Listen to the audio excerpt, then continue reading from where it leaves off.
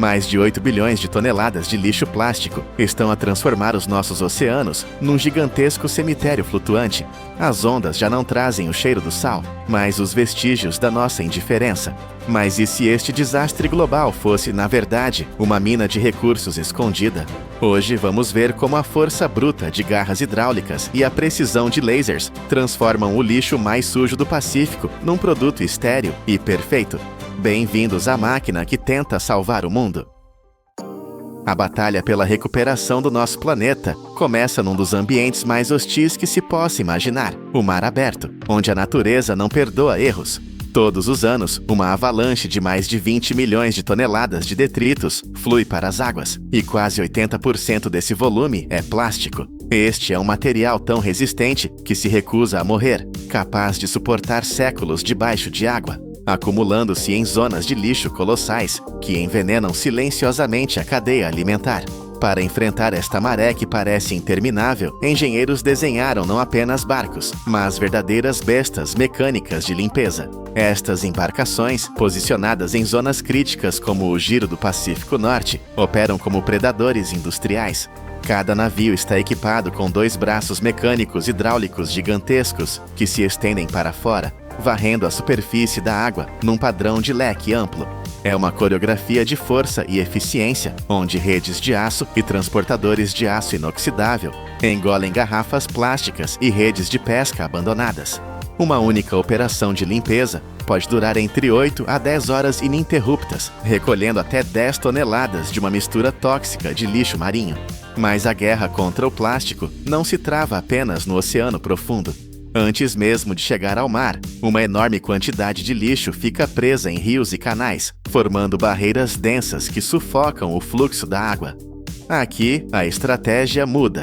Entram em cena escavadoras pesadas, montadas em caminhões basculantes, equipadas com baldes de aço em forma de concha, que pesam quase 1.000 libras cada. Estas máquinas mergulham fundo, rasgando a superfície para arrancar misturas pesadas de sacos, ramos e pneus velhos. Cada elevação individual remove até 1.000 libras de detritos de uma só vez. Com a ajuda da potência hidráulica, uma única equipa consegue limpar um segmento de rio com centenas de pés de comprimento em apenas algumas horas. É um trabalho brutal, 10 vezes mais rápido do que qualquer esforço manual, onde o rugido dos motores a diesel sinaliza o início da ordem no meio do caos. Depois de arrancado das águas, o lixo inicia a sua viagem de regresso à terra firme. Embarcações especializadas, desenhadas exclusivamente para transportar esta carga indesejada, levam os detritos para a costa.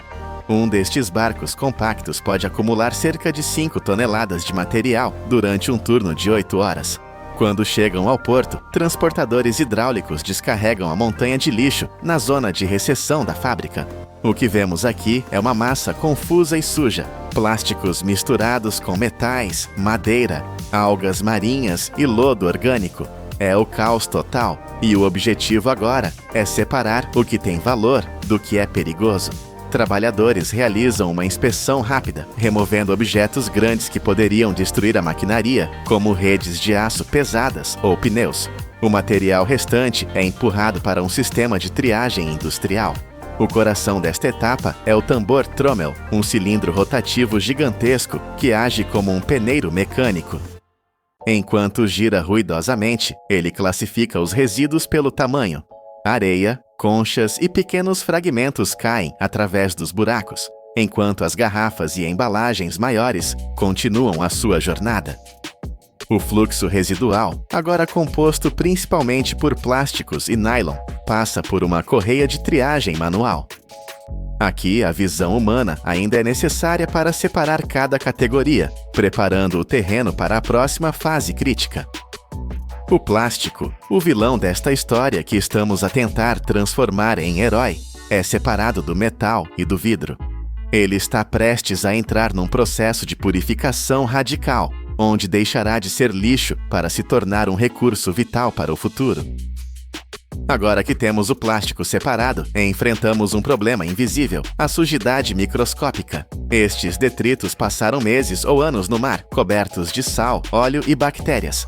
Para que a reciclagem funcione, o material tem de estar cirurgicamente limpo. O plástico é atirado para dentro de tanques de lavagem mecânica, onde eixos rotativos criam um fluxo turbulento violento.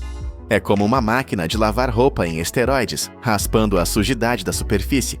Mas a água fria não basta. Em instalações avançadas, a temperatura sobe para níveis escaldantes, entre 160 e 180 graus Fahrenheit.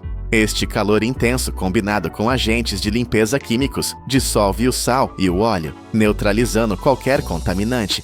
Durante 15 a 30 minutos, o plástico é bombardeado por calor e química. Depois deste banho térmico, o material passa para um lavador de tambor que gira a alta velocidade, disparando jatos de água de alta pressão para desalojar qualquer grão de areia teimoso que tenha sobrado. Mas como separamos os diferentes tipos de plástico que estão misturados? A resposta está na física simples.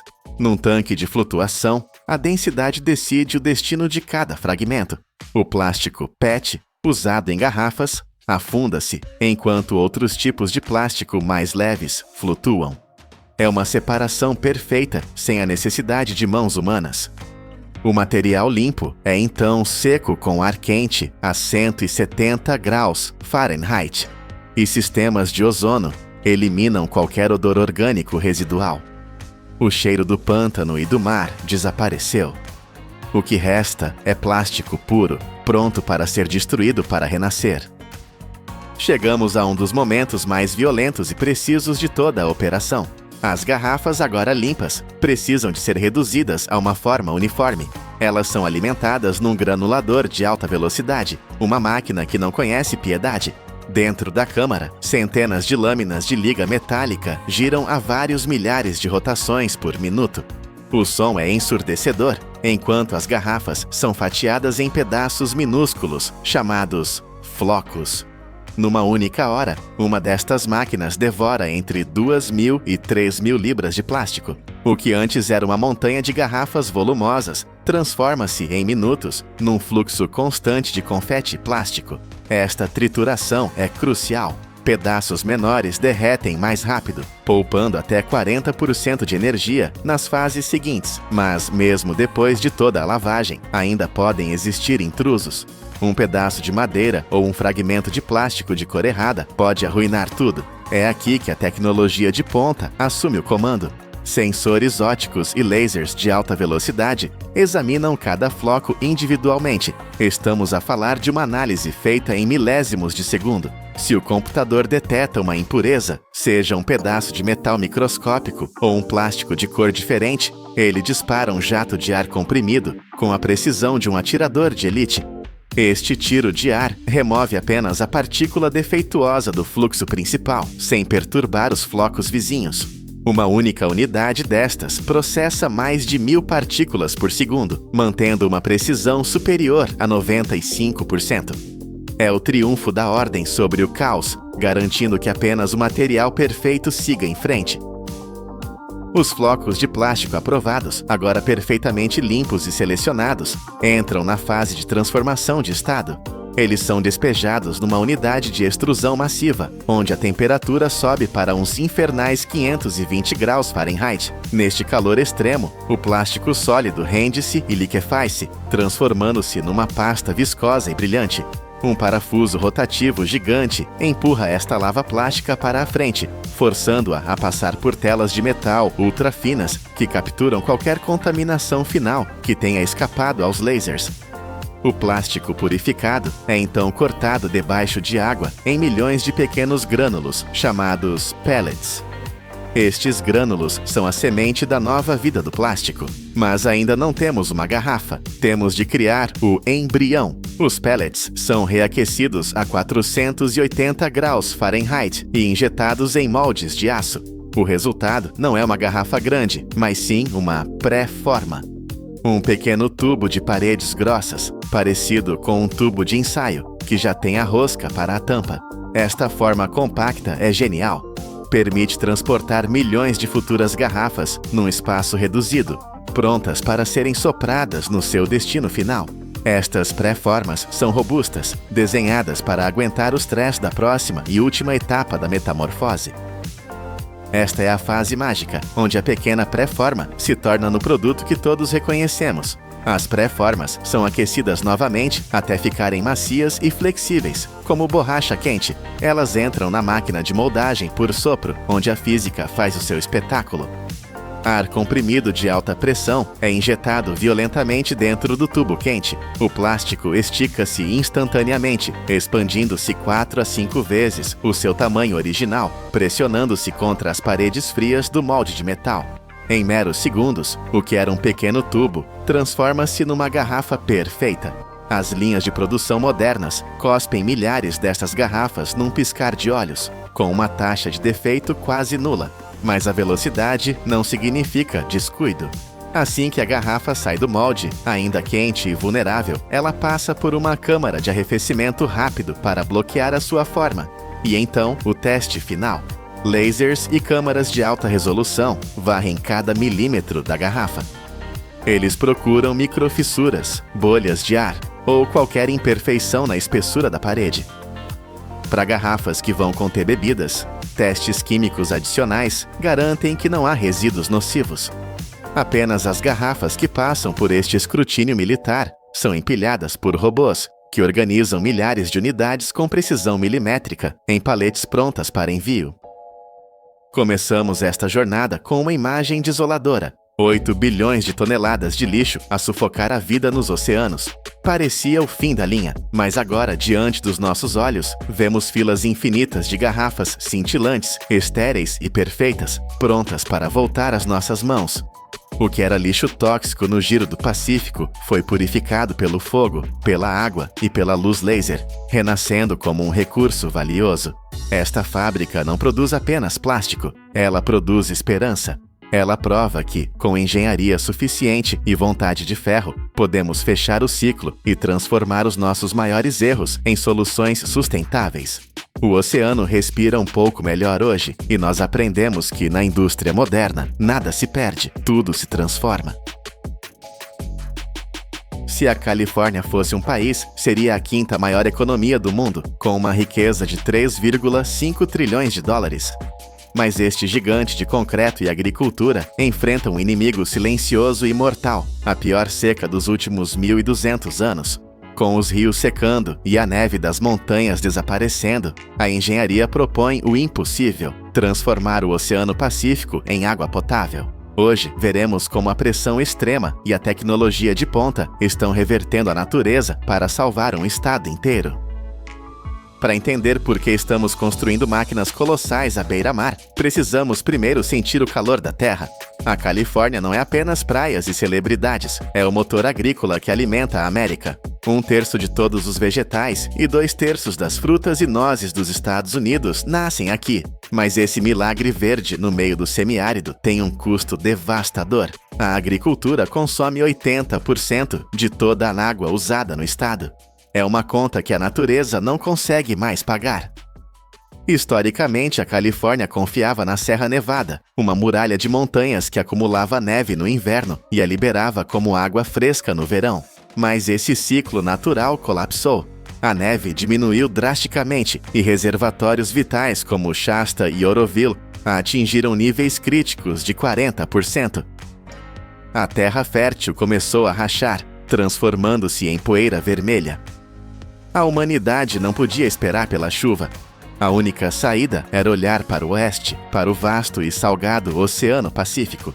Mas como se move um oceano para dentro da Terra? A resposta começa com aço e ambição. Engenheiros projetaram um sistema de artérias industriais, tubulações gigantescas de aço carbono e polietileno de alta densidade. Imagine tubos com 2 a 3 metros de diâmetro, largos o suficiente para um carro passar por dentro. Estas não são simples condutas, são fortalezas subaquáticas. Elas precisam resistir à corrosão impiedosa da água salgada, à pressão esmagadora das profundezas e à força bruta das ondas que batem contra a costa dia e noite. A instalação dessas artérias é uma operação quase militar. Guindastes pesados baixam seções de tubulação com dezenas de metros de comprimento no leito marinho. Mergulhadores e máquinas trabalham para conectar cada peça com juntas de alta pressão e soldas perfeitamente seladas. Não pode haver erros. Um vazamento aqui seria catastrófico. Finalmente, para garantir que as correntes oceânicas não arranquem essas veias de aço, elas são fixadas com estruturas de aço e âncoras cravadas no fundo do mar. É por essas gargantas artificiais que a vida da Califórnia agora flui. Uma única tubulação de 63 centímetros, que parece pequena comparada às principais, já é capaz de sugar 15 milhões de litros de água por dia. São mais de 10 mil litros entrando a cada minuto, uma torrente contínua puxada por bombas poderosas que desafiam a gravidade e trazem o mar para a terra firme. Mas sugar o oceano traz um problema imediato. O oceano está vivo. A água bruta que entra nessas tubulações não é o líquido cristalino que sai da sua torneira. É uma sopa caótica cheia de algas, areia, medusas, caranguejos e pequenos peixes. Se essa mistura entrasse nas bombas de alta precisão, destruiria o sistema em minutos. Por isso, a primeira fase do tratamento é uma guerra de barreira bruta. A centenas de metros da costa, nas bocas de entrada das tubulações, grades e telas maciças agem como porteiros implacáveis. Elas bloqueiam os grandes detritos e a vida marinha, impedindo que qualquer coisa maior que 4,5 milímetros entre no sistema. É a primeira linha de defesa, protegendo tanto a maquinaria quanto o ecossistema marinho. Mesmo depois dessa triagem inicial, a água ainda carrega um exército invisível de sedimentos. Areia fina, lodo e partículas suspensas tornam a água turva e perigosa para as membranas sensíveis que virão a seguir. Para limpar isso, usamos uma das tecnologias mais antigas e eficazes do mundo: a gravidade. A água é despejada em tanques de filtração gigantescos, onde camadas de areia atuam como uma peneira natural. A água flui para baixo, passando pelos espaços minúsculos entre os grãos de areia, enquanto a sujeira fica presa. É um processo contínuo e hipnótico, onde a areia suja é removida, lavada e devolvida ao ciclo. Mas a batalha pela pureza ainda não acabou. Existem partículas tão pequenas que riem da areia. Elas são menores que 1/10 da espessura de um fio de cabelo humano. Para capturar esses fantasmas microscópicos, a engenharia recorre à química. Pás gigantes agitam a água em tanques de floculação, enquanto injetamos coagulantes como o cloreto férrico. É aqui que a mágica visual acontece. O coagulante age como um ímã, atraindo a poeira fina e a sujeira invisível, forçando-as a se unirem em flocos maiores e pesados. De repente, o que era invisível torna-se visível e pesado, afundando para o fundo do tanque como lama, deixando a água acima muito mais clara. Removemos a vida, a areia e a poeira, mas o maior inimigo permanece dissolvido, invisível e letal para as plantações e para nós, o sal. Agora entramos no coração da besta. A água está limpa de sólidos, mas ainda é água do mar, com 3,5% de sal. Para transformar isso em água doce, precisamos de uma força que desafia a própria natureza molecular da água. Antes de enfrentar o sal, a água passa por uma última guarda de honra, os filtros de cartucho. São cilindros densos de fibras comprimidas que capturam qualquer coisa entre 1 e 5 microns. É uma obsessão pela limpeza, garantindo que nada sólido toque a tecnologia mais cara da usina: as membranas de osmose reversa. A osmose reversa é onde a engenharia bruta encontra a física quântica. O sal ama a água. Os íons de sódio e cloro agarram-se às moléculas de água com uma força eletrostática feroz. Para quebrar esse abraço, não basta pedir com educação. Precisamos de força, muita força. Bombas centrífugas de alta potência começam a girar, emitindo um zumbido profundo que faz o chão vibrar. Elas empurram a água contra membranas semipermeáveis com uma pressão avassaladora de 60 bar. 60 bar. Vamos visualizar isso. É 60 vezes a pressão que a atmosfera da Terra exerce sobre você agora. É como ter um elefante apoiado em cima do seu polegar. Sob essa pressão esmagadora, a água não tem escolha. Ela é forçada contra a membrana, cujos poros são tão pequenos que apenas as moléculas puras de H2O conseguem passar. O sal, maior e eletricamente carregado, é barrado e repelido. É uma peneira molecular. De um lado sai uma salmoura concentrada, do outro, gotas de água doce, libertadas à força de seu companheiro salgado. Mas para os padrões da Califórnia, quase puro não é suficiente. A água passa por um segundo estágio de osmose reversa, desta vez com membranas ainda mais apertadas, para remover elementos teimosos como o boro e os últimos íons restantes. O resultado é um líquido que não é apenas água, é uma substância de pureza técnica, um permeado que tem uma condutividade elétrica quase nula. Transformamos o caos do oceano em ordem líquida. Temos agora milhões de litros de água doce, mas ela está no lugar errado. Estamos na costa, ao nível do mar, mas as fazendas sedentas e as cidades em crescimento estão a centenas de quilômetros de distância, no interior, protegidas por cadeias de montanhas. O desafio agora não é mais químico, é geográfico. Temos que mover um rio. Felizmente, a Califórnia é o lar de uma das maiores façanhas de infraestrutura da história humana, o Projeto Hidroviário do Estado.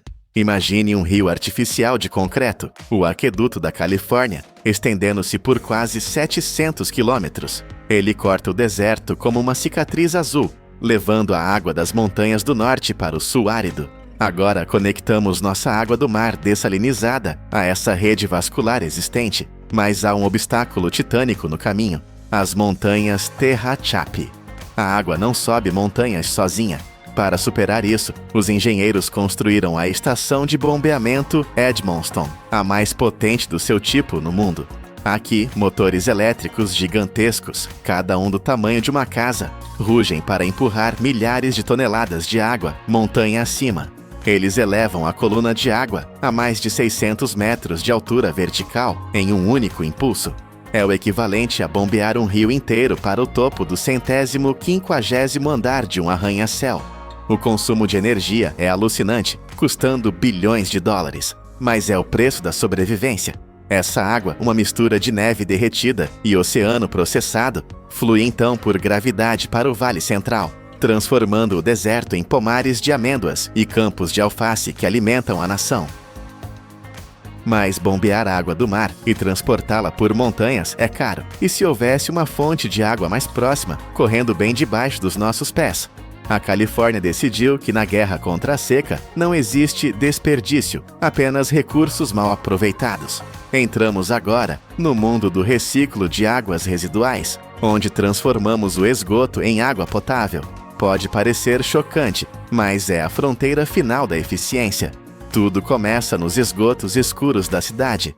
Cada descarga, cada pia, cada ralo industrial alimenta um rio subterrâneo tóxico.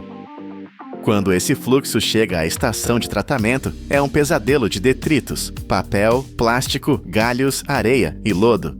A primeira etapa é bruta. Grades de aço inoxidável interceptam o lixo sólido, agindo como dentes gigantes que mastigam o fluxo para remover trapos e plásticos. Em seguida, a água vai para tanques de sedimentação primária. Aqui deixamos a física trabalhar novamente. A água desacelera e o lodo pesado, matéria orgânica, comida, papel, afunda para o fundo, enquanto a gordura flutua e é raspada. Removemos o sólido, mas a água ainda está escura e cheia de dissolvidos.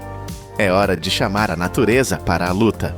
Nos tanques de aeração, injetamos oxigênio furiosamente, criando um jacuzzi biológico. Bilhões de micro-organismos despertam. Eles são os trabalhadores invisíveis desta fábrica. Eles comem a matéria orgânica, digerindo a sujeira que nenhuma máquina conseguiria filtrar. Depois que as bactérias fazem o seu trabalho, a água passa por microfiltração e novamente pela osmose reversa. A tecnologia é a mesma usada na dessalinização, mas aqui ela serve como a barreira final de segurança. Estas membranas bloqueiam vírus, bactérias, hormônios e produtos farmacêuticos. Nada passa exceto a molécula de água. O líquido que sai desses tubos brancos brilha. É chamado de água neofita. É mais pura do que a água que você compra engarrafada. É mais pura do que a água da chuva. É a prova de que a tecnologia pode purificar os pecados da civilização. Chegamos a um paradoxo curioso. A água que produzimos é pura demais. A água de osmose reversa é tão vazia de minerais que se torna agressiva. Se a colocássemos diretamente nos canos da cidade, ela dissolveria o metal das tubulações, corroendo a infraestrutura. Além disso, a água pura não tem sabor. O gosto que associamos à água boa vem, na verdade, das impurezas minerais. Para resolver isso, precisamos sujar a água novamente, mas de forma controlada. Entramos na etapa de remineralização. Em grandes tanques, dosamos cuidadosamente minerais como cálcio e magnésio de volta na água. É como um chefe temperando um prato. Ajustamos o pH para torná-la neutra e segura para o consumo humano e para a infraestrutura. Agora, ela tem o equilíbrio químico perfeito. Esta água renascida é bombeada para enormes tanques de armazenamento e injetada na rede municipal. Pode custar 2 a 4 vezes mais do que a água tradicional, mas é um seguro contra o apocalipse climático. Enquanto os reservatórios naturais dependem da sorte e da chuva, esta fábrica depende apenas de energia e engenharia. É uma fonte que não seca. Começamos esta história com imagens de terra rachada, poeira vermelha e o medo de um futuro sem água. Agora, olhe para isto. A câmera sobrevoa os campos verdes e exuberantes do Vale Central, onde a comida de uma nação cresce, desafiando o deserto. Vemos um copo de vidro sendo enchido com uma água cristalina e brilhante. Pense na jornada dessa água. Ela já foi uma onda salgada batendo na costa ou um esgoto fluindo no subsolo. Foi esmagada por 60 bares de pressão, forçada através de membranas microscópicas, bombeada sobre montanhas e reconstruída quimicamente. A Califórnia provou que, quando a natureza falha, a engenhosidade humana assume o comando. No século XXI, a água deixou de ser um presente dos céus para se tornar um produto da alta indústria. Nós fechamos o ciclo. Construímos nosso próprio ciclo da água. E enquanto tivermos energia e aço, a Califórnia não morrerá de sede. Esta é a nova era da água, forjada não por nuvens, mas por máquinas. Imagine dirigir por uma estrada suspensa a uma altura quase 2 vezes maior que a da Torre Eiffel. Você está tão alto que seu carro não apenas passa sobre o rio, ele atravessa literalmente as nuvens. Esta é a realidade vertiginosa da Ponte Huajiang, inaugurada em setembro de 2025, que quebrou o recorde mundial com um tabuleiro flutuando a 625 metros de altura. Mas a loucura não para na altitude. Bem no topo de uma das torres de sustentação, engenheiros construíram um café de vidro pairando sobre o abismo. Bem-vindos à fronteira final da engenharia, onde o impossível se torna concreto. Para entender por que a humanidade decidiu desafiar a gravidade dessa maneira, precisamos olhar para baixo, para o pesadelo geográfico onde tudo começou. Estamos na província de Guizhou, no oeste da China, uma terra que parece ter sido amassada por mãos gigantes. Mais de 92% desta região é coberta por montanhas afiadas e planaltos implacáveis. 8 grandes rios rasgam a paisagem, criando vales tão profundos que durante séculos isolaram milhões de pessoas do resto do mundo. Aqui, o transporte não é apenas difícil, é uma batalha constante contra a natureza. A missão era construir a via expressa Liuji-Anlong, uma artéria vital para conectar comunidades esquecidas. Mas no caminho estava o desfiladeiro Huajiang, cortado pelo rio Beipan. Os engenheiros se depararam com um dilema brutal. Eles tinham 2 opções, e ambas pareciam terríveis. A primeira, construir a estrada em uma rota mais suave, mas isso exigiria colocar a ponte perigosamente perto do pico da montanha, onde os ventos são assassinos. A segunda opção, descer a ponte para uma altura menor. Parece mais seguro, certo? Errado. Isso forçaria a estrada a passar por uma série de encostas instáveis e túneis longos, aumentando drasticamente o risco de deslizamentos e acidentes. Foi uma escolha entre o fogo e a frigideira. No final, eles escolheram o desafio supremo: elevar a estrutura para a Zona da Morte, a 2.050 pés, ou 625 metros de altura. Mas a altura era apenas metade do problema. O desfiladeiro tem a forma de um V gigantesco, criando um vão livre de mais de 1.400 metros entre os penhascos.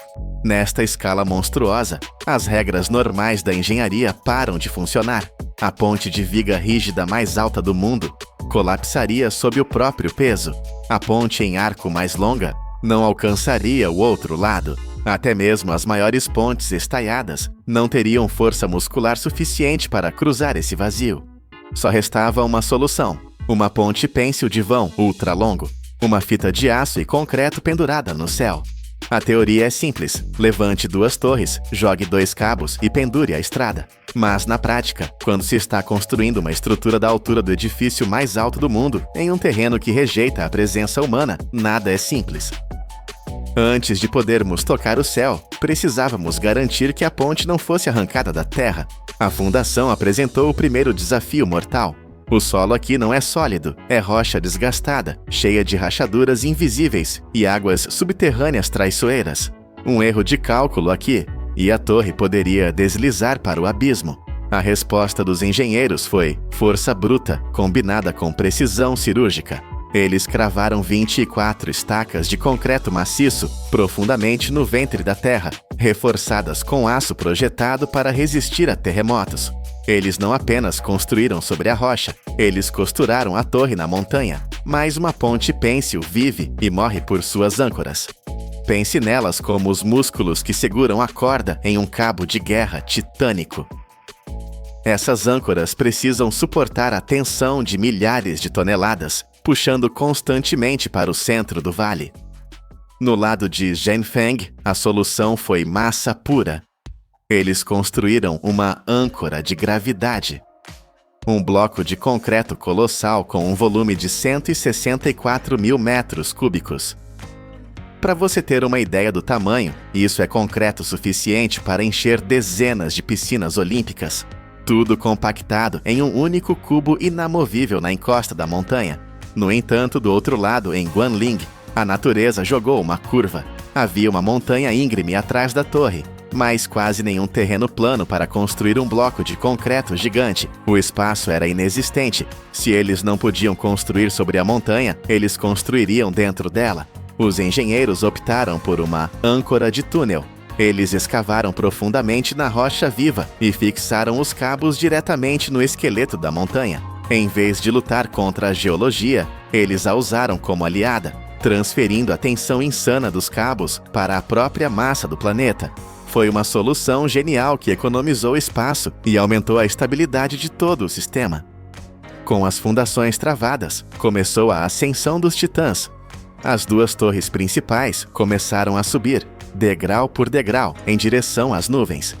Uma torre atingiu 262 metros e a outra 205 metros. Lembre-se, essas não são torres de escritório protegidas na cidade. Elas estão empoleiradas na beira de um precipício, expostas a ventos que uivam pelo corredor do desfiladeiro. Elas são os pilares que seguram o mundo. Essas torres foram projetadas para serem a espinha dorsal de todo o sistema, sustentando 2 cabos principais que pesam mais de 9.000 toneladas cada. A estabilidade aqui não é negociável. A estrutura é reforçada com aço de alta resistência, capaz de suportar não apenas o peso dos caminhões, mas vibrações violentas e atividade sísmica por décadas. Imagine segurar uma fita de aço no ar, enquanto um terremoto tenta sacudir suas mãos. É isso que essas torres fazem, imóveis, dia após dia. Agora, o vazio entre as torres precisava ser conquistado. O primeiro passo foi instalar a Catwalk, uma passarela temporária, balançando centenas de metros acima do rio, onde os trabalhadores arriscariam tudo para tecer os cabos. Mas havia um problema óbvio: como passar a primeira linha através de um abismo de 1.400 metros. Você não pode usar um helicóptero com segurança nesses ventos, e um barco lá embaixo é inútil. A solução veio da tecnologia moderna: drones de alta potência. Eles voaram através do desfiladeiro, carregando a linha piloto, guiando o fio com uma precisão que mãos humanas jamais conseguiriam. Com a linha piloto no lugar, a passarela tomou forma. O palco estava pronto para a fase mais crítica: a construção dos cabos principais. Estes não são cabos comuns. Eles são a linha da vida da ponte. Cada cabo principal é composto por dezenas de milhares de fios de aço torcidos juntos. É uma operação de precisão maníaca. Na passarela suspensa, trabalhadores instalaram fio por fio. Cada cordão individual é feito de 91 fios de aço de alta resistência, cada um com apenas 5,7 milímetros de diâmetro. Eles puxaram esses fios para frente e para trás, entre as âncoras 217 vezes para cada cabo. E aqui está onde a engenharia encontra a arte. Tudo isso foi feito sob supervisão de GPS para garantir que o erro de posicionamento fosse menor que 2 milímetros. 2 milímetros. Em uma estrutura de 1,5 km, sujeita a ventos de alta altitude, essa margem de erro é praticamente zero. Uma vez que todos os fios estavam no lugar, uma máquina de compactação percorreu o cabo, espremendo-os em um cilindro denso e perfeito, que foi então embrulhado em camadas de proteção para resistir à corrosão e ao tempo. Somente quando essas artérias de aço de 9.000 toneladas estavam prontas, a ponte poderia realmente começar a parecer uma ponte. Chegou o momento da verdade, suspender o tabuleiro, a estrada onde você e eu vamos dirigir. Primeiro desceram os suspensórios verticais, garras de aço presas aos cabos principais. Então começou o levantamento pesado. O tabuleiro da ponte não foi construído no local. Ele foi montado como um quebra-cabeça gigante no ar. 93 segmentos de aço, cada um pesando centenas de toneladas, foram içados um por um a partir do centro do vale. Imagine um guindaste puxando um peso colossal a mais de 600 metros de altura. O vento tenta girar a peça, a gravidade luta contra ela. Os engenheiros tiveram que ajustar constantemente a tensão para garantir que a ponte não se inclinasse ou torcesse. Foi um balé industrial lento e perigoso, mas a inovação não parou no aço. A construção da ponte Huajiang exigiu uma quantidade alucinante de concreto, 439 mil metros cúbicos. Para visualizar isso, imagine 176 piscinas olímpicas cheias de concreto até a borda. Em vez de apenas consumir recursos, os engenheiros usaram a cabeça.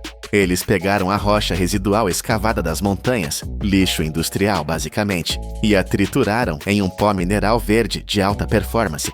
Eles usaram esse pó para substituir 20% do cimento em cada metro cúbico. Isso não apenas economizou dinheiro, mas protegeu o meio ambiente, transformando resíduos em força estrutural. É a prova de que monstros de concreto também podem ser inteligentes. A estrutura estava pronta. O aço brilhava ao sol, o concreto estava curado. Mas será que aguentaria? Não havia espaço para dúvidas. Em agosto de 2025, eles realizaram o teste de carga definitivo. Eles não usaram sacos de areia ou computadores. Eles usaram força bruta. 96 caminhões pesados, carregados até o limite, rolaram para a ponte. Estamos falando de um peso total de 3.700 toneladas de aço e carga esmagando o tabuleiro. Enquanto os motores rugiam e os pneus pressionavam o asfalto novo, mais de 400 sensores espalhados pela ponte monitoravam cada suspiro da estrutura. Eles mediam a deformação, a tensão nos cabos, a vibração. Se a ponte cedesse 1 centímetro além do previsto, seria um fracasso, mas ela se manteve firme. O teste confirmou não apenas a segurança absoluta, mas a precisão dos cálculos feitos anos antes. Os desafios enfrentados pela equipe humana foram brutais. O desfiladeiro Huajiang é um túnel de vento natural. As rajadas podem atingir o nível 14 na escala Beaufort, força de furacão. O trabalho tinha que parar sempre que o vento passava do nível 6 para não jogar os trabalhadores no abismo. Eles começavam às 6 da manhã e trabalhavam até a escuridão total, endireitando cabos emaranhados pelo vento com as próprias mãos. Foi uma guerra de resistência humana contra a fúria dos elementos. E quem venceu? Nós vencemos. Onde antes havia uma barreira intransponível que exigia 3 horas de viagem tortuosa por estradas de montanha perigosas, agora existe uma linha reta. O tempo de viagem caiu para apenas 1h30. A ponte conectou a Via Expressa G56, abrindo rotas comerciais vitais entre a China e o Sudeste Asiático, trazendo empregos e turismo para uma região que antes era esquecida pelo tempo. E assim voltamos ao topo, àquele café nas nuvens a 625 metros de altura. Imagine-se lá, segurando uma xícara de café, olhando para baixo através do piso de vidro, vendo o rio como um fio prateado a mais de meio quilômetro de distância. A ponte Huajiang é mais do que 439 mil metros cúbicos de concreto, ou 9.000 toneladas de cabos de aço. É a prova física de que não existe impossível quando a ambição humana encontra a precisão da engenharia. O que era um abismo mortal é agora uma varanda com vista para o futuro. Da poeira das explosões à suavidade do asfalto, transformamos o caos da natureza em uma linha perfeita de ordem. Isso é o poder da indústria. Imagine uma área verde do tamanho de 1/5 de toda a floresta amazônica. Agora veja essa imensidão desaparecer, ano após ano. É isso que custa para produzir os 80 bilhões de rolos de papel higiênico que a humanidade consome a cada 12 meses. 15 milhões de hectares de árvores são sacrificados. Mas e se a solução para salvar nossos pulmões verdes estivesse escondida naquilo que você joga fora? Hoje, vamos entrar em uma mega fábrica, onde 500 toneladas de lixo diário são transformadas em pura higiene. Como a engenharia consegue pegar papel sujo e contaminado e transformá-lo em algo tão limpo que você usa no próprio corpo? A jornada começa com o rugido pesado dos motores a diesel. Caminhões de coleta, verdadeiros titãs de aço, chegam ao pátio da fábrica trazendo o que muitos chamariam de caos. Eles despejam 500 toneladas de resíduos todos os dias. É uma montanha de papel misturado com tudo o que você pode imaginar. Plásticos, metais, restos de comida e vidro. O cheiro é forte, a visão é desordenada, mas para esta indústria, isso não é lixo, é ouro bruto. A primeira etapa é uma guerra contra a contaminação. O material é empurrado para esteiras gigantescas que se movem como rios de borracha e metal. Aqui, a tecnologia precisa ser mais rápida que o olho humano. Sensores ópticos avançados escaneiam cada fragmento que passa em alta velocidade. Eles enxergam o que nós não vemos. No momento em que uma sacola plástica ou um pedaço de nylon é detectado, jatos de ar comprimido disparam como balas invisíveis. É um tiroteio mecânico, expulsando os intrusos da linha de produção em frações de segundo. Mas a tecnologia não trabalha sozinha. Em muitas fábricas, trabalhadores equipados com proteção pesada, máscaras, luvas de borracha industrial e óculos de segurança fazem a triagem final. É um trabalho árduo, mas essencial. Eles retiram manualmente o que as máquinas podem ter deixado passar, garantindo que apenas o papel siga em frente. O fluxo continua para separadores vibratórios, máquinas colossais que tremem com a força de um terremoto controlado. A física aqui é simples e brutal. A vibração faz com que materiais pesados e indesejados caiam, enquanto o papel, mais leve, flutua para a próxima etapa. O objetivo é criar fardos de papel recuperado. Prensas hidráulicas esmagam o material limpo com uma força de toneladas, compactando em blocos densos e quadrados, parecidos com tijolos gigantes. Cada um desses fardos pesa 800 kg. Pare e pense no potencial disso. Apenas um desses blocos contém matéria-prima suficiente para produzir mais de 10 mil rolos de papel higiênico novos. O que antes era uma pilha de lixo na calçada, agora é um cubo concentrado de potencial, pronto para ser dissolvido e renascer. Agora começa a verdadeira mágica, o momento em que a matéria muda de estado. Os fardos de papel são transportados por empilhadeiras e lançados dentro de um Hydra Pulper. Imagine um liquidificador do tamanho de uma casa de 2 andares. O tanque é inundado com água, mantendo uma proporção rigorosa. Para cada parte de papel, 10 partes de água. Mas não é apenas um banho. No fundo desse tanque, um rotor monstruoso de aço gira a uma velocidade alucinante, entre 1.000 e 1.500 rotações por minuto. A energia gerada aqui é violenta. A água se transforma em um vórtice furioso que ataca o papel, rasgando não em pedaços, mas em fibras microscópicas. É aqui que a sujeira do passado é apagada. Produtos químicos especiais, agentes dispersantes, entram na mistura para caçar as tintas de impressão e as colas velhas. A tinta se solta das fibras e flutua para a superfície, ou é dissolvida, deixando para trás apenas a celulose pura. O processo dura entre 30 e 60 minutos de agitação implacável. O resultado é uma pasta cinzenta, uma sopa de fibras suspensas em água. Mas essa sopa ainda não é papel. Ela passa por peneiras finas que capturam até a menor partícula de plástico ou grampo que tenha sobrevivido até aqui. Agora temos uma polpa limpa, mas ela é 95% água. Para se tornar o produto macio que conhecemos, ela precisa passar por uma transformação física radical. As fibras, agora livres, começam a se procurar, criando ligações de hidrogênio naturais que formarão a espinha dorsal do novo papel. É a biologia e a química trabalhando juntas sob o comando da engenharia pesada. A polpa líquida é bombeada para a máquina de formação, o coração pulsante da fábrica. Aqui a velocidade é tudo. A mistura é espalhada sobre uma tela de malha fina, que se move tão rápido que o olho humano vê apenas um borrão. A água precisa ser removida, e rápido. Cilindros rotativos e sistemas de vácuo sugam a umidade com uma força tremenda.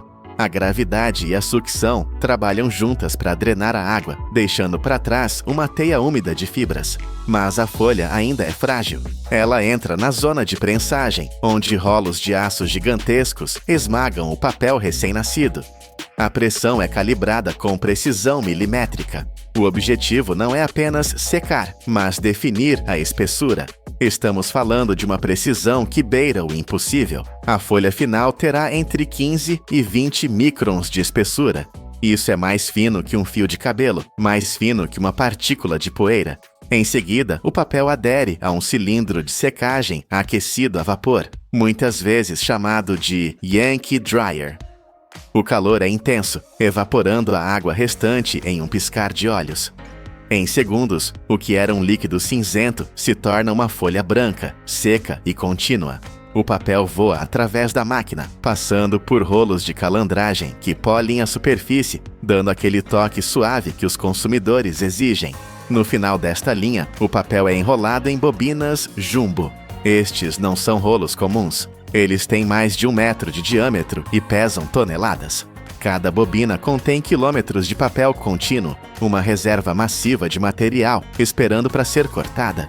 É uma visão impressionante de escala. Uma única bobina dessas pode abastecer uma família inteira por uma vida. Mas o papel, por si só, não tem forma. Ele precisa de um esqueleto para se sustentar. Enquanto o papel é fabricado em uma ponta, em outra parte da fábrica, nasce o tubo de papelão. Pode parecer apenas um detalhe, mas sem ele, o rolo de papel higiênico colapsaria sob o próprio peso. Tiras longas de papelão reciclado são alimentadas em uma máquina de enrolamento espiral. É um balé mecânico hipnotizante. As tiras são banhadas em uma cola especial de secagem ultra rápida e enroladas em torno de um eixo de aço sólido. A geometria aqui é sagrada. O tubo é formado em uma espiral contínua, criando uma estrutura incrivelmente rígida e resistente à pressão. O diâmetro é fixado em exatos 4 centímetros. Não pode haver erro. Se for maior, não cabe no suporte do seu banheiro. Se for menor, a máquina de enrolamento trava. Assim que a cola seca, o que leva apenas segundos, uma lâmina automática entra em ação. Ela corta o tubo infinito em segmentos precisos, com comprimento entre 9 e 11 centímetros. O som é rítmico, quase musical. Corte, corte, corte. Milhares de tubos são produzidos por hora, cada um idêntico ao outro. Eles são a fundação invisível do produto, a força oculta dentro da maciez. Agora, o papel gigante e o núcleo resistente estão prontos para se encontrar na etapa mais veloz de todo o processo. Prepare-se para a velocidade pura. Os rolos jumbo de papel são montados na linha de rebobinamento. Os tubos de papelão são encaixados em eixos que giram a uma velocidade que desafia a física, 3.000 rotações por minuto. É tão rápido que se você piscar, perde o processo. O papel é puxado das bobinas gigantes e enrolado nos pequenos tubos com uma tensão perfeita. A força centrífuga aqui é brutal. Se o papel fosse um pouco mais fraco, ele se rasgaria em 1000 pedaços. Se fosse um pouco mais forte, ficaria áspero. O equilíbrio é mantido por sensores computadorizados, que ajustam a tensão em tempo real. Quando o rolo atinge a quantidade exata de folhas programada, a máquina o corta e, em um movimento genial, aplica uma gota de cola na ponta final para selar o rolo. Tudo isso acontece sem parar a rotação. O resultado não são os rolos pequenos que você vê no mercado, mas sim troncos longos de papel, chamados de logs. Esses troncos parecem árvores brancas e macias, deitadas sobre a esteira. Eles seguem para a serra de corte. Imagine serras orbitais girando furiosamente. Elas descem sobre os troncos de papel e os fatiam como se fossem manteiga. A precisão do corte é crítica. As lâminas devem ser afiadas como bisturis para não amassar o papel ou deixar rebarbas. Cada corte cria o rolo individual que conhecemos. Dezenas de rolos caem na esteira a cada segundo, uma cachoeira branca de produto acabado. Mas, embora pareçam prontos, eles ainda estão expostos. Para chegarem à sua casa com segurança, eles precisam de uma armadura. Entramos agora na zona estéril. Daqui para frente, nenhuma mão humana tocará o produto. A higiene é a prioridade absoluta. Os rolos cortados marcham por esteiras inteligentes que os organizam em filas perfeitas. Sensores detectam a posição de cada rolo, garantindo que nenhum esteja fora do lugar. O sistema de embalagem é uma maravilha da automação. Um filme plástico transparente é desenrolado e envolve um grupo de rolos, 6, 12, 24, com uma velocidade impressionante. O plástico é cortado e dobrado com precisão milimétrica. Em seguida, o pacote passa por um túnel de calor. O ar quente faz o plástico encolher instantaneamente, selando o pacote hermeticamente. Essa selagem é a garantia de que nada entrará ali, nem poeira, nem umidade, nem germes. É um cofre de higiene. No final da linha, braços robóticos gigantes assumem o comando. Eles levantam os pacotes pesados, como se fossem penas, e os organizam em pallets de madeira. Os robôs jogam um Tetris industrial, encaixando os pacotes de forma a maximizar o espaço e garantir que a pilha não tombe durante o transporte em caminhões. É uma coreografia de metal e silício, trabalhando 24 horas por dia, 7 dias por semana. A fábrica nunca dorme, porque a demanda nunca para. Começamos com uma imagem assustadora, a perda de milhões de hectares de floresta, mas terminamos com uma visão de esperança. Olhe para esses pallets empilhados prontos para despachar. Cada rolo aqui é uma vitória da engenharia sobre o desperdício. Conseguimos pegar 500 toneladas de lixo diário, coisas que iriam apodrecer em aterros, e transformá-las em um recurso essencial. Este ciclo de reciclagem economiza água, energia e, o mais importante, milhões de árvores que continuam de pé graças a essa tecnologia. O papel higiênico pode parecer um item humilde, algo em que você raramente pensa, mas sua jornada é épica. É a prova de que, com a tecnologia certa, não existe fim da linha para os materiais. Existe apenas um novo começo. Da próxima vez que você pegar um rolo, lembre-se da tempestade de água, da velocidade de 3.000 giros e da precisão robótica que o trouxe até ali. O poder da indústria não é apenas fabricar coisas, é transformar o mundo, um rolo de cada vez. Imaginem um lugar onde o chão queima a 50 graus Celsius e a chuva é apenas uma lenda distante. Mais da metade deste país é composta por areia morta e rocha estéril. Pela lógica da natureza, a vida aqui deveria ser impossível. Mas, contra todas as probabilidades, este deserto produz 6 vezes mais comida por hectare do que as terras férteis da Europa. Como isso é possível? Eles transformaram a escassez absoluta na máquina de sobrevivência mais avançada da Terra. Bem-vindos à engenharia do impossível. Para entender o tamanho do milagre, primeiro precisamos olhar para o tamanho do problema. Estamos falando do deserto de Negev. À primeira vista, parece um cenário de outro planeta, hostil e implacável. Esta extensão de areia e pedra cobre 5.000 milhas quadradas. Pode não parecer muito em um mapa global, mas para Israel, isso representa mais de 60% de todo o território nacional. Imaginem viver numa casa onde mais da metade dos quartos está a pegar fogo. É exatamente isso que acontece aqui. O clima no Negev não perdoa. No verão, o calor é tão intenso que se torna fisicamente insuportável, com termômetros que disparam para quase 122 graus Fahrenheit. É o tipo de calor que evapora a esperança. E se você olhar para o céu, à espera de alívio, vai encontrar apenas o sol escaldante. Na parte sul deste deserto, a chuva simplesmente não existe. Durante o verão, é zero. Nada cai do céu. Mesmo no norte, onde a situação é considerada melhor, a chuva anual é ridícula, mal chegando a 2 polegadas nos meses secos. Para vocês terem uma ideia da brutalidade deste clima, até o famoso deserto do Saara, conhecido como um dos lugares mais secos do mundo, recebe o dobro da chuva que cai aqui. O terreno é um pesadelo logístico. Dunas de areia gigantescas erguem-se a 30 metros de altura, como ondas congeladas no tempo. Há crateras profundas e montanhas de poeira, onde pouca coisa cresce, apenas alguns arbustos secos e árvores baixas que lutam para não morrer. O país inteiro é pequeno, ocupando apenas o 148º lugar em área no mundo, e a maior parte dele é este terreno baldio.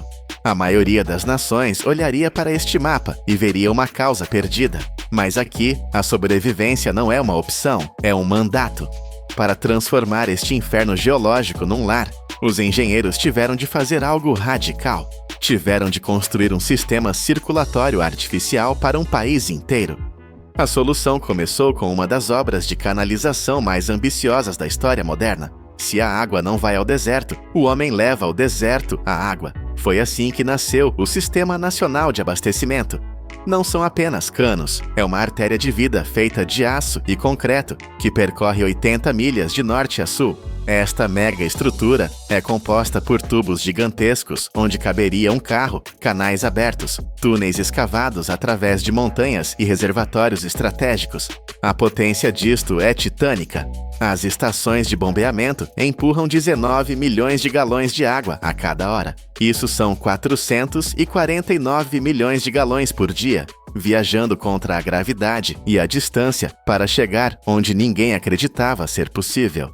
Esta água viaja do Mar da Galileia, no norte, até as profundezas do Sul Seco, abastecendo cidades inteiras que brotaram na areia, como Berseba. Esta não é uma pequena vila, é uma metrópole de 200 mil habitantes que existe e prospera no meio do nada, unicamente porque esta veia artificial funciona sem parar. Mas o que realmente faz o queixo cair não é o tamanho dos tubos, mas a obsessão pela eficiência. No mundo da engenharia hidráulica, perder água é normal. Canos velhos vazam, conexões falham. No Reino Unido, por exemplo, 20% da água perde-se pelo caminho. Na Romênia, esse número é um desastre de 70%. Mas neste sistema no deserto, as perdas são de apenas 3%. É um sistema praticamente hermético. Cada gota é vigiada, rastreada e entregue com precisão cirúrgica. É a prova de que quando a água é vida ou morte, o desperdício torna-se o inimigo número 1.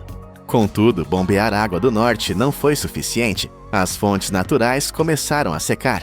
Foi então que os engenheiros olharam para duas fontes infinitas que ninguém queria usar: o mar salgado e os esgotos das cidades. Quando a natureza disse não há mais água doce, a tecnologia respondeu com força bruta. O país virou-se para o mar Mediterrâneo. Eles construíram catedrais industriais de dessalinização, como a usina de Sorek.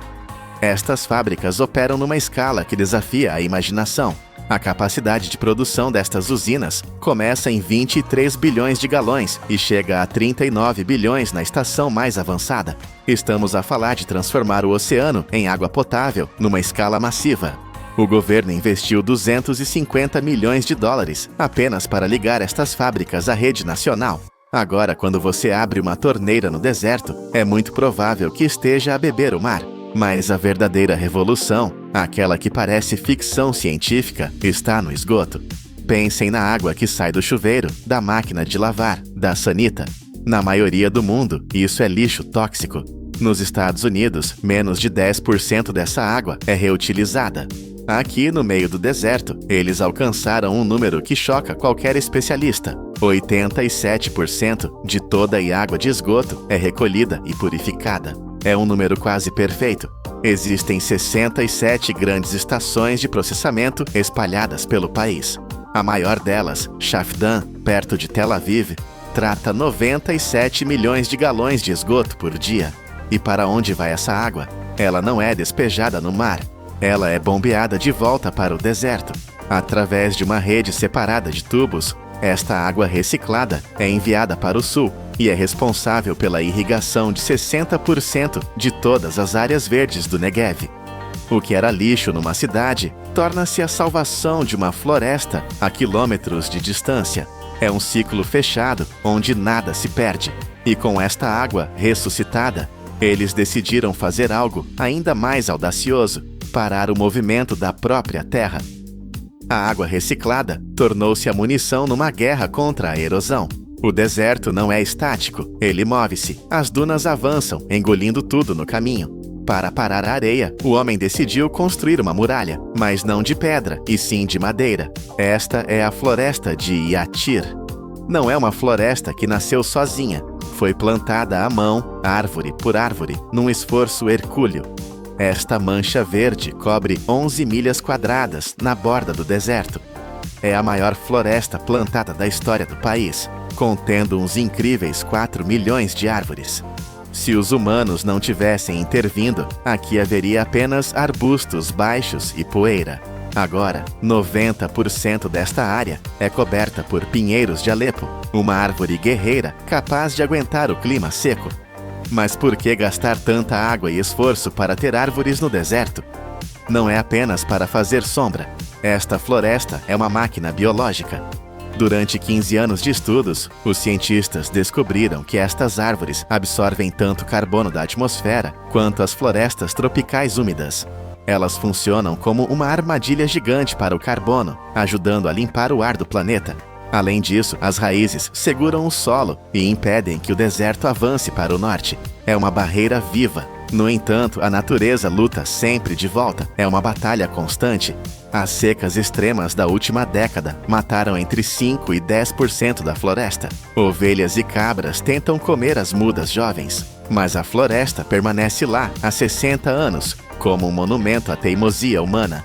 Se as árvores são o escudo, a agricultura é a espada que corta a fome. E o que eles fazem nas fazendas do Negev desafia qualquer manual de biologia.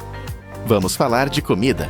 A imagem tradicional de uma fazenda é um campo verdejante com chuva constante. Aqui, a realidade é areia, sol e rocha.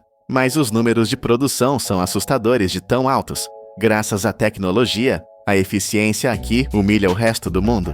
Vejamos os tomates. A média mundial de produção é de cerca de 50 toneladas por cada 2,4 acres. No deserto de Negev, eles produzem 300 toneladas na mesma área.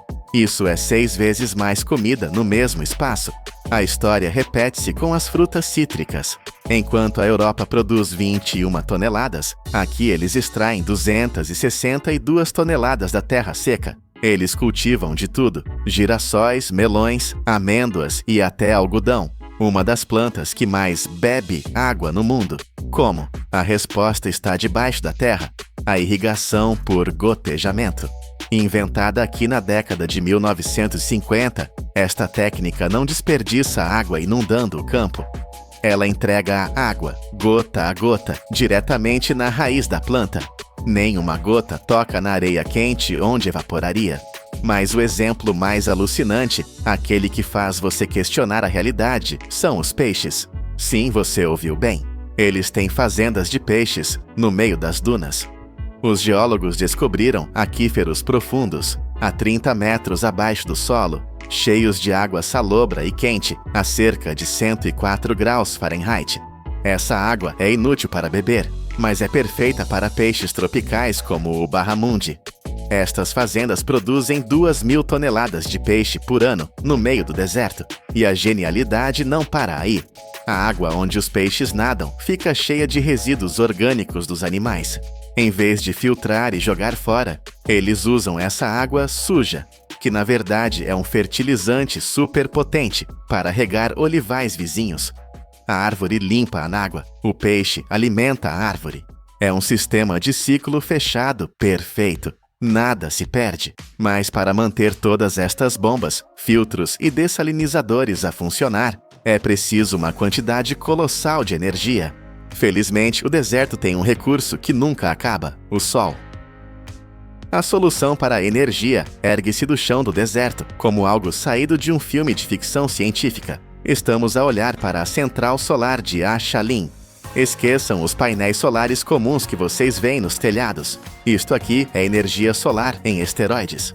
O coração deste complexo é uma torre central gigantesca, com 853 pés de altura. Até muito recentemente, era a torre solar mais alta do mundo. À volta desta torre, espalhados como fiéis a adorar um deus solar, estão 50.600 espelhos inteligentes chamados helióstatos. Cada um destes espelhos move-se sozinho, seguindo o Sol milimetricamente durante o dia. A função deles é refletir e concentrar todos os raios de sol num único ponto no topo da torre. A luz é tão intensa que brilha como uma estrela na Terra. O calor concentrado lá em cima gera vapor a pressões extremas para girar turbinas massivas. A escala desta operação é monstruosa. Esta única torre gera 320 gigawatts-hora de energia por ano. Isso é suficiente para iluminar 120 mil casas e manter a agricultura do deserto a funcionar. E a melhor parte, graças à tecnologia térmica, esta usina consegue armazenar o calor.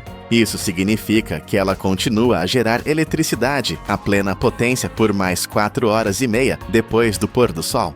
É um farol de energia limpa, visível a quilômetros de distância, provando que o sol impiedoso do Negev não é uma maldição, mas sim uma bateria infinita à espera de ser ligada. Começamos esta viagem a olhar para um deserto brutal, onde a temperatura chega aos 50 graus e a chuva é um milagre. Terminamos a olhar para uma nação que lidera o mundo em eficiência hídrica e agricultura de precisão. O que aprendemos hoje é que o deserto de Negev não é apenas areia. É a prova física de que a escassez é o combustível mais poderoso para a inovação. Quando não há água, a engenharia inventa-a. Quando o solo é estéril, a tecnologia fala o florescer. Israel não apenas sobreviveu ao deserto, eles domaram-no.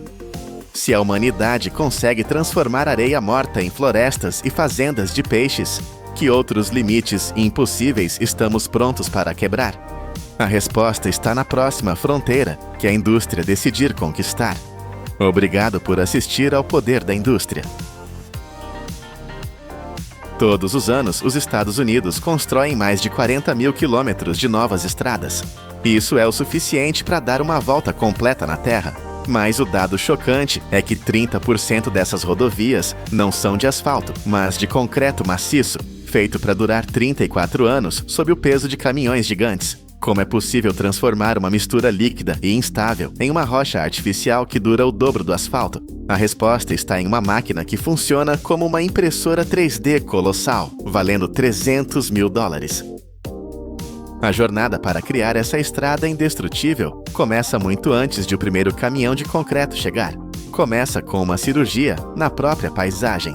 Se você acha que uma estrada é apenas uma camada de pedra jogada sobre a terra, pense novamente. O solo natural é o inimigo. Ele é instável, úmido e fraco.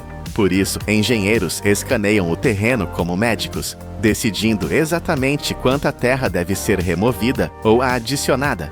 Eles não estão apenas limpando o caminho, estão construindo um bolo de camadas industrial que servirá de fundação para o futuro.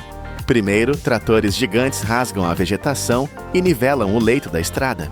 Ao mesmo tempo, equipes enterram as veias vitais da civilização, tubos de água, cabos elétricos e sistemas de drenagem, bem abaixo de onde os pneus vão passar. Se isso falhar, a estrada afunda. Uma vez que o solo está exposto, começa a construção da base. Uma camada grossa de pedra britada é espalhada, mas pedra solta não suporta peso. É aqui que entram os rolos compactadores, máquinas pesadas que vibram violentamente, forçando as pedras a se encaixarem umas nas outras como um quebra-cabeça sólido. Este não é um trabalho rápido. A compactação pode levar de 2 a 4 dias inteiros. É uma batalha de força bruta e paciência.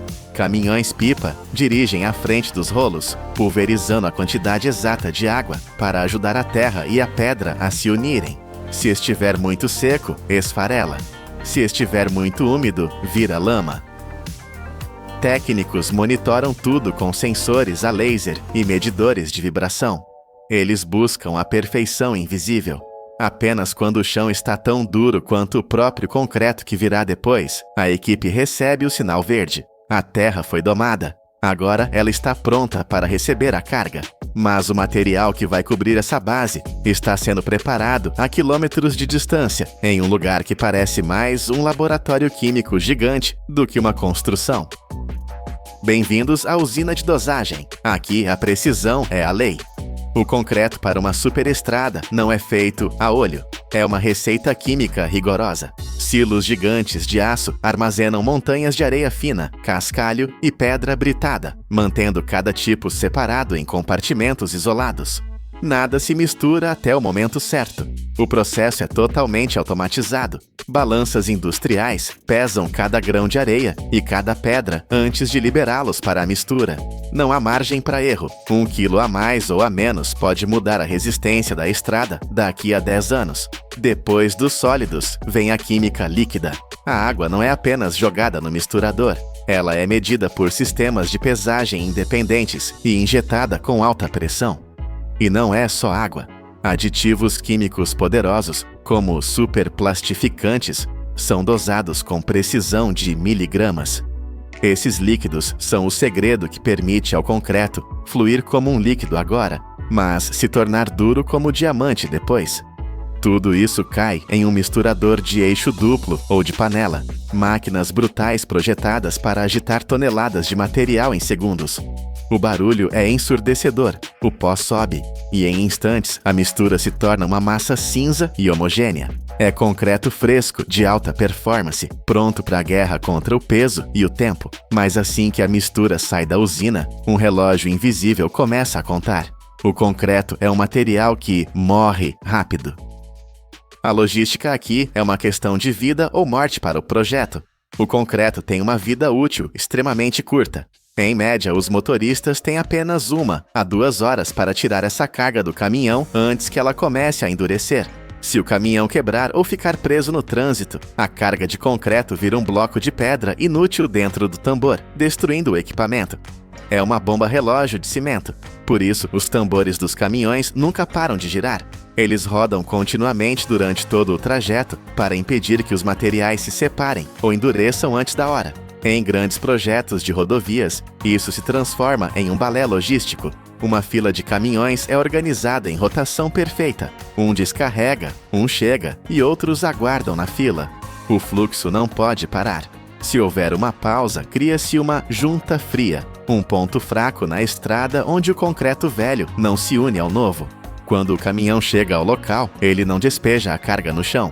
Em sistemas modernos, ele se conecta diretamente a uma correia transportadora ou despeja em uma calha que alimenta a máquina principal. É uma transferência rápida e limpa. O motorista e o operador da máquina trabalham em sincronia total. O concreto fresco, cinza e úmido desliza para dentro da besta mecânica que vai moldar o futuro do transporte. Conheça a estrela do show, a pavimentadora de forma deslizante, ou Slipform Paver. Esta não é uma ferramenta comum, é um robô industrial que custa entre 120 mil e 300 mil dólares. Ela é, essencialmente, uma fábrica sobre lagartas. Esqueça as equipes de operários nivelando o concreto com rodos. Esta máquina faz tudo sozinha. Assim que o concreto entra na máquina, parafusos gigantes chamados trados espalham a mistura uniformemente por toda a largura da estrada. A máquina avança lentamente e o concreto passa por moldes de aço que o apertam, vibram e compactam com uma força tremenda. O que sai da parte de trás da máquina não é uma poça líquida, mas uma laje sólida, perfeitamente retangular, que mantém sua forma sem precisar de madeira ou metal para segurá-la nas laterais. É como espremer pasta de dente de um tubo quadrado, mas em escala industrial. A precisão é guiada por sensores a laser e GPS 3D.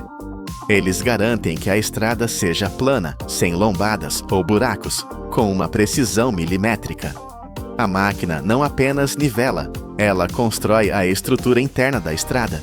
Enquanto avança, ela insere automaticamente barras de aço, chamadas de barras de transferência, bem no meio do concreto úmido.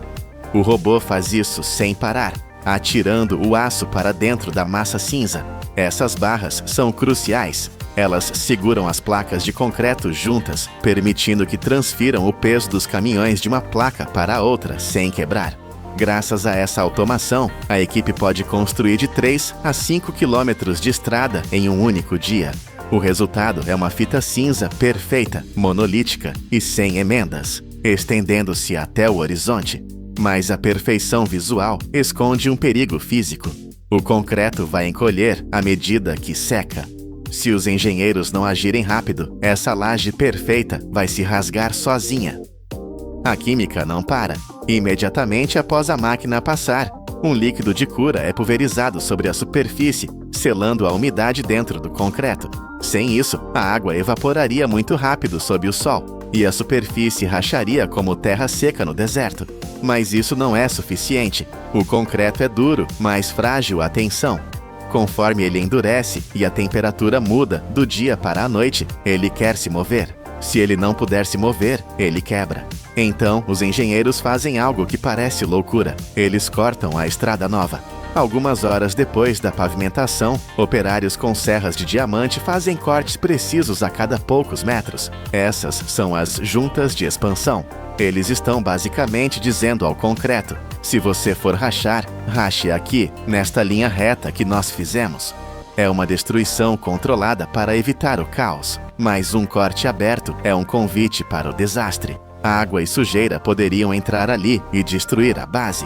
Por isso, depois de limpar a poeira, os trabalhadores injetam um selante especial, geralmente silicone ou poliuretano, dentro desses cortes. Esse material é elástico. Ele se estica e encolhe, mantendo a água fora, enquanto a estrada respira com o calor e o frio. Agora, a estrada entra em quarentena. Sinais de proibido entrar são colocados. Por pelo menos 7 dias, ninguém pode tocar nela. O concreto precisa desse tempo de silêncio para atingir sua força máxima. É um período de espera tensa, onde a química termina seu trabalho de endurecimento. Nos Estados Unidos, esse processo é uma sinfonia de máquinas. Mas o que acontece quando você não tem um robô de $300 mil? Vamos viajar para lugares onde a tecnologia de ponta ainda não chegou, como em obras rurais no Peru. Aqui, o contraste é brutal. Não há sensores a laser, não há impressoras 3D de concreto. Há apenas músculo, suor e determinação humana. O concreto é despejado dos caminhões em calhas de metal simples e cai em pilhas desordenadas no chão. Uma parede humana de trabalhadores avança contra a massa cinza. Eles usam pás, ancinhos e pedaços de madeira para espalhar toneladas de material pesado.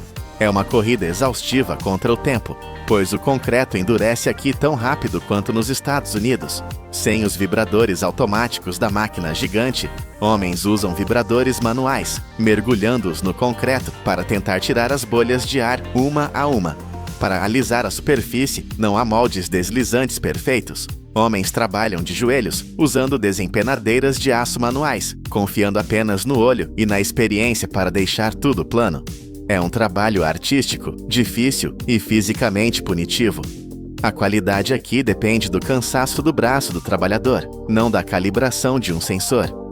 Embora esse método funcione, ele mostra o abismo tecnológico. A precisão milimétrica é impossível e a velocidade é muito menor. Mas no fim, seja feito por um robô ou por 30 homens com pás, o objetivo é o mesmo: criar um caminho. Voltamos ao número inicial: 40 mil quilômetros por ano. Quando olhamos para uma estrada de concreto, vemos apenas uma superfície cinza e monótona. Mas agora você sabe a verdade. Debaixo dos pneus do seu carro existe um sanduíche de engenharia de alta precisão. Há uma base de pedra compactada com violência, aço inserido automaticamente por robôs e uma química calculada para resistir a décadas de sol, chuva e peso. A estrada de concreto é a prova de como a humanidade aprendeu a dominar os materiais mais básicos da Terra, pedra, areia e água, e transformá-los nas veias duráveis da nossa economia. O que antes era lama líquida, agora é a espinha dorsal de um país, projetada para durar 34 anos sem pedir descanso. É a vitória da ordem sobre o caos, impressa no chão, 1 quilômetro de cada vez.